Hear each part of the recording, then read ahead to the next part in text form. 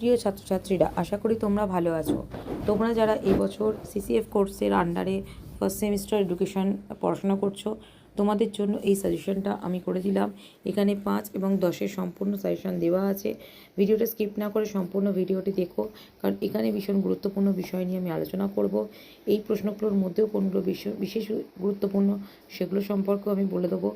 যদি তোমাদের এই ভিডিওটি দেখার পর নোটসের প্রয়োজন হয়, তাহলে অবশ্যই জলদি ভিডিওতে আমার নাম্বার পেয়ে যাবে, সেখান থেকে আমাকে ফোন করো বা আমাকে হোয়াটসঅ্যাপ করো বা এই ভিডিওতেও আমাকে কমেন্ট করতে পারো।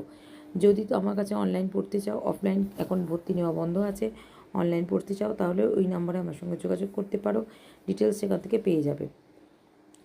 এখানে তোমাদের কী কী টাইপের প্রশ্ন আসবে, কোয়েশ্চেন প্যাটার্ন, নাম্বার প্যাটার্ন সব সম্পর্কে আলোচনা করে দেওয়া আছে। তাই সম্পূর্ণ ভিডিওটা দেখো। আর যদি নতুন হয়ে থাকো চ্যানেলে, তাহলে অবশ্যই সাবস্ক্রাইব করে দিও, বেল আইকনে ক্লিক করে রেখো নিত্য নতুন ভিডিও পাওয়ার জন্য।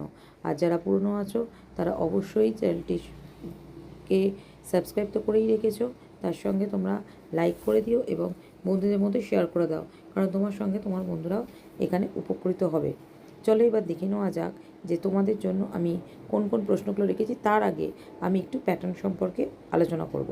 দেখো, education suggestion major minor MDC supply সবার ক্ষেত্রেই এটা চলবে। থিওরি পেপার, এটা এর নাম থিওরি পেপার, আর এটা টোটাল মার্কস হচ্ছে 75। এই 75টাকে 10, 5 এবং 2 এর মধ্যে ভাগ করা হয়েছে।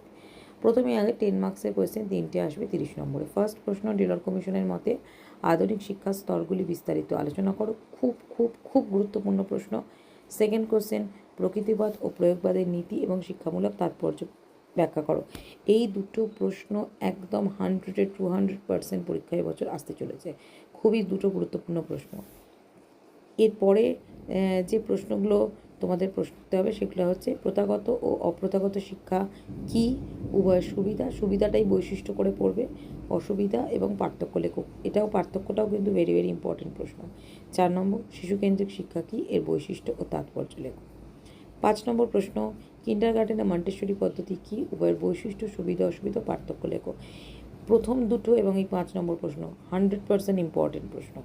6 নম্বর, একজন সুশিক্ষকের গুণাবলী ও কাজগুলি লেখো। এটাও কিন্তু খুব গুরুত্বপূর্ণ প্রশ্ন। এই 4টে প্রশ্ন ভেরি ভেরি ইম্পর্টেন্ট প্রশ্ন। 7 নম্বর, শিক্ষার প্রধান উপাদানগুলি কী কী, শিক্ষার্থীর ওপর পরিবেশ ও বংশগতির প্রভাব আলোচনা করো। যে 4টে ইম্পর্টেন্ট বললাম খুব ভালো করে পড়ো, এটাও খুব গুরুত্বপূর্ণ। এই 5 নম্বর মানে 8-এর খেলাভিত্তিক শিক্ষা কি, এর বৈশিষ্ট্য গুরুত্ব আলোচনা করো, খেলা ও কাজের পার্থক্য আলোচনা করো। তাহলে এই 5টি প্রশ্ন ভীষণ ভালো করে পড়বে। এই 5টির মধ্যেও কিন্তু তোমাদের চলে আসার চান্স প্রচুর। এছাড়াও ওই প্রশ্নগুলো পড়বে, মনে রাখবে এই সমস্ত প্রশ্নগুলো থেকেও কিন্তু 5 নম্বর আসতে পারে। আমি আলাদা করে 5-এর কথা কোশ্চেন দিয়ে দিয়েছি, কিন্তু এদের মধ্যে থেকেও কিন্তু কেটে কেটে 5 আসতে পারে।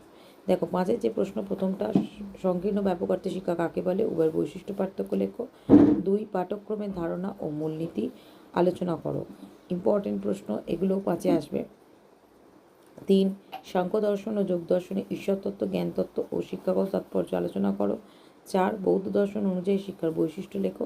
এখানে অষ্টাঙ্গিক মার্গ ও আর্য সত্যটা করবে, সে কারণে ব্র্যাকেটে লিখে দিয়েছি, তাহলেই বৈশিষ্ট্যটা হয়ে যাবে। ঠিক আছে, আর আলাদা করে অষ্টাঙ্গিক মার্গ বা আর্য সত্য 5-এ আসতে পারে।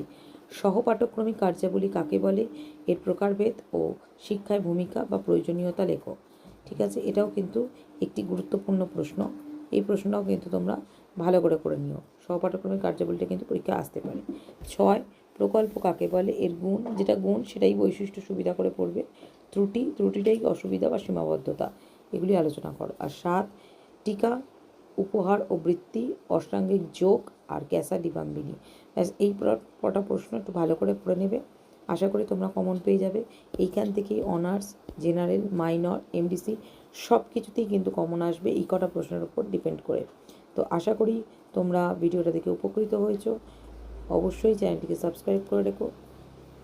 ভিডিওটি ভালো লাগলে অবশ্যই লাইক করো এবং আবারও বলবো, বন্ধুদের মধ্যে প্রচুর পরিমাণে শেয়ার করে দাও।